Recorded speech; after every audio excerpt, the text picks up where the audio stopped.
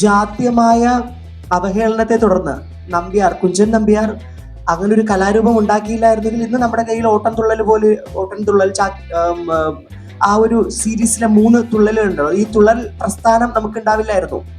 അതെവിടെ നിന്നാണ് ഉണ്ടായത്? അധിക്ഷേപത്തിൽ നിന്നുണ്ടായ ഒരു പ്രതിഷേധമാണ്.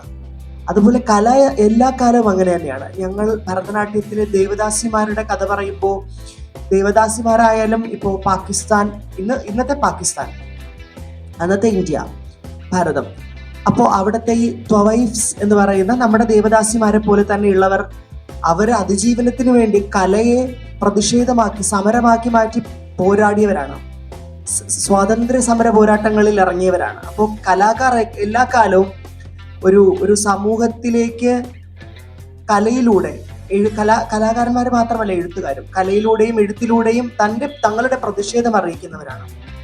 ഇത് അങ്ങനെ ഒരു ചെറുത്തുനിൽപ്പിന്റെ, ഈ കഥയും അത് തന്നെയാണ് പറയുന്നത് കേട്ടോ. ഒരു ചെറുത്തുനിൽപ്പിന്റെ, 2 പേരുടെ പ്രണയത്തിന് വേണ്ടിയുള്ള ചെറുത്തുനിൽപ്പിന്റെ പ്രതിഷേധത്തിന്റെ കഥയാണ്.